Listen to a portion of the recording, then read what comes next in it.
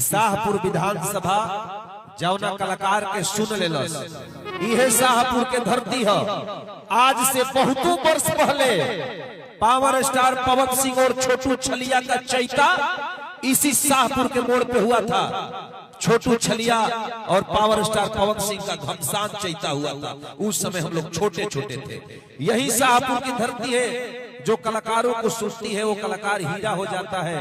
और आज के दौर में शाहपुर में वो नाम याद रखी है, बड़े भैया विनोद जादव भैया, जे आज पूरा भोजपुरी सितारा के दिल पे धड़कता रह।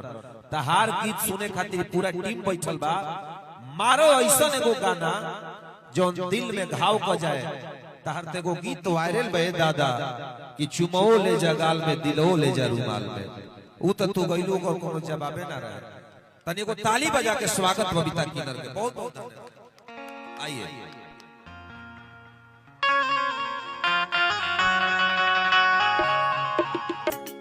ठीक बा यहाँ का फरमाइश बा कि एगो चुमावाले जगल में संग दिलवाले जरुमाल आई जाता राजवा चढ़ के जहाजवा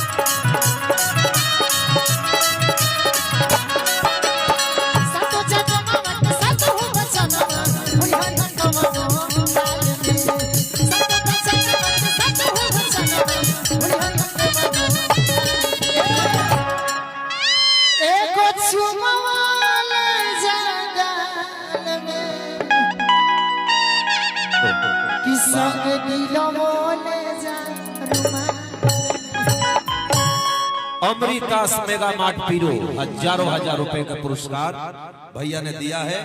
और हमारे विनोद जादव भैया हमारे आन बान हजारों रुपया दिए। अब मैं मेरा प्यारा भाई चंदन यादव जी का आगमन हो गया है, हमारा जिगर का टुकड़ा।